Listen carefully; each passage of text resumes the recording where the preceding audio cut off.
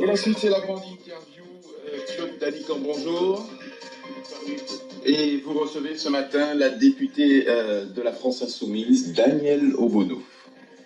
Danièle Obono, bonjour. Bonjour. Comment allez-vous? Dans quel état d'esprit êtes-vous aujourd'hui? Écoutez, ça va. On lâche rien, on continue.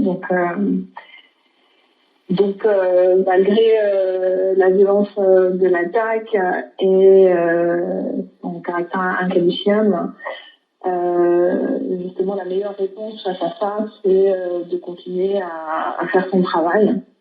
Ouais. Donc, je suis au travail. Vous avez qualifié ces images dans l'hebdomadaire Valeurs Actuelles de souillure indélébile. C'est une profonde blessure. Vous l'avez ressenti comme cela? Oui, parce que tous les propos de cet article visent justement à me ramener à cette image de femme esclavisée avec des chaînes au cou. Et puis, plus généralement, c'est, je crois, une insulte pas simplement à ma personne, mais à ma famille, à mes ancêtres, à cette histoire de l'esclavage, de la traite, qui est instrumentalisée par cet organe d'extrême droite pour relativiser, y compris le caractère criminel. Rappelons-le, mon collègue Yunus Omarchi, il y a quelques semaines, a fait voter au Parlement européen la reconnaissance de la traite comme un crime contre l'humanité. C'est quelque chose qui a été également adopté il y a plusieurs années maintenant en France, grâce à Christiane Taubira. Et donc, c'est en réaction, je pense aussi à ce qui a été un combat pour cette reconnaissance que ce magazine a tenté d'en faire justement une injure et presque une moquerie en essayant de renverser la responsabilité en instrumentalisation sur cette histoire, en prétendant m'apprendre et nous apprendre cette histoire comme si on avait attendu à l'heure actuelle pour connaître et discuter et réfléchir aux traites, aux formes de l'esclavage qui ont sévi sur le continent. Donc oui, c'est pour ça, y compris que j'ai décidé de porter plainte, ainsi que la France Insoumise, parce que nous considérons que cette atteinte, elle n'a pas été faite qu'à ma personne, à mon mouvement, mais à la société dans son ensemble et à la République dans son ensemble. Donc c'est aussi une réponse par rapport à ça, quoi, à cette remise en cause insupportable. Vous en attendez quoi de cette plainte comme réparation? Je pense que au-delà des condamnations morales qui se sont exprimées dans quasiment tout l'arc politique et républicain, je crois que la justice doit être saisie parce que la justice doit faire respecter la loi et cet article, ces images constituent des injures racistes et donc il faut le sanctionner. Le racisme est un délit, ce n'est pas une opinion. Et même dehors de la fiction, je pense que ça ne trompe personne, donc ça doit être sanctionné. Et plus largement, donc j'attends une condamnation. Mais plus largement, je pense que c'est aussi un signal envoyé en fait à toutes les personnes qui se sont vues aussi dégradées par cette image, qui ont été atteintes par cette image. Et le message, c'est de dire que on peut avoir le sentiment que si on peut faire quelque chose comme ça à une députée, une représentante de la nation, qui protège les jeunes femmes, les femmes, les individus, les personnes racisées quand elles sont soumises aussi à ces formes de violence symbolique, de micro-agressions racistes, etc. Donc c'est aussi une manière de réaffirmer la nécessité que justice soit rendue aux personnes victimes d'injures racistes et puis du racisme au quotidien. Donc j'attends une condamnation et la réaffirmation que ce type de comportement, de propos sont intolérables et ne sont pas tolérés par la loi et par la société. Non, mais alors pourquoi vous hésitez tout au moins un temps de réflexion avant de porter plainte? Parce que je voulais en discuter d'abord avec mes avocats, avec mes camarades, et puis que, vous le savez, malheureusement,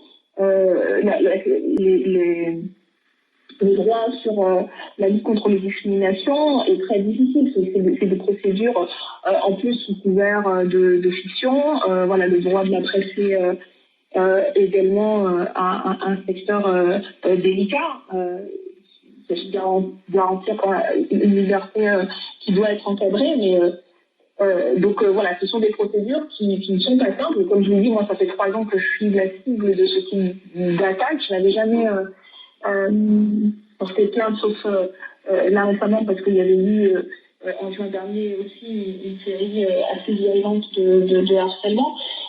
Mais ça se réfléchit parce qu'on touche là à des matières le droit de la presse importante. Et puis voilà, parce que la jurisprudence est très difficile à obtenir sur les questions de discrimination. C'est des partis de combattants. Même quand on est député, on se pose la question parce que justement, c'est un investissement quand même, y compris financier. Donc, je pense que c'était aussi pour ça qui m'a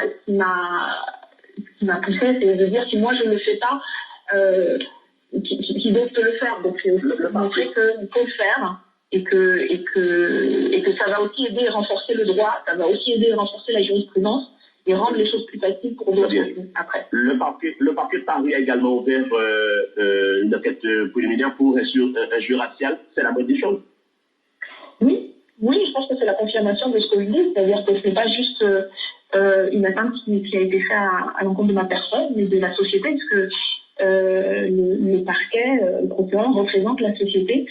Donc, je pense que j'en suis satisfaite et je crois que l'enquête va notamment pouvoir déterminer quel est l'auteur de ces écrits, puisque l'auteur et la rédaction se cachent très courageusement derrière un pseudonyme.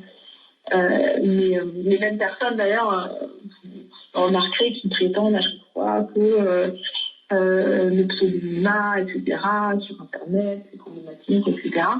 Donc voilà, cette enquête, j'espère qu'elle va aller au bout et que le parquet, ce sera aussi dans la procédure pour que ces écrits soient condamnés. Dans tous les cas, moi, je suis partie civile, d'autres des associations se sont portées aussi, mon mouvement se sont portés aussi, donc je pense que cette affaire ira jusqu'à son terme. En tout cas, Daniel Obono, ce n'est pas la première fois que vous êtes attaqué. Votre nomination au conseil d'administration de l'UFR Sciences Politiques de la Sorbonne a suscité quelques réactions. Qu'est-ce qui pose problème selon vous? Vos origines ethniques, votre personnalité ou votre cas idéologique? Je pense que c'est un ensemble. Après, vous savez, je ne suis pas la première à avoir subi ce type d'attaque, y compris de ce magazine, de cet organe d'extrême droite, que Mme Christiane Taubira a été, d'ailleurs elle l'est encore, puisqu'elle est citée dans ses propos. On voit toujours une obsession là chez ces gens qui ne lâchent pas de sitôt. Madame Vallaud-Belkacem avait été aussi attaquée, et donc là, à chaque fois, ce sont des femmes, une femme noire, une femme de ma famille vient du Maghreb, des personnes racisées, donc il y a quand même une continuité, on va dire. Moi, je veux faire en sorte, y compris avec ces procédures, que je sois la dernière attaquée de la sorte. Et c'est vrai que dans le monde politique, mais aussi, par exemple, dans le monde médiatique, vous avez des personnalités comme la journaliste Rokhaya Diallo qui est régulièrement la cible de harcèlement raciste, sexiste. Et je crois que pour ces personnes, il est insupportable de considérer que des gens comme nous, des femmes noires, puissent prendre des responsabilités, avoir des audiences politiques ou médiatiques, et surtout osent parler, osent dire qu'elles ne sont pas d'accord, osent critiquer. Et donc, ça est insupportable pour tout un tas de gens. Donc, je crois que c'est ça aussi qui est attaqué. C'est pour ça qu'il faut y réagir et répondre en disant que nous ne plairons pas, nous ne resterons pas à la place qu'on nous assigne de force. Hein, et qu'on est là on est là et on n'est pas les dernières à être présents. Et on l'entend.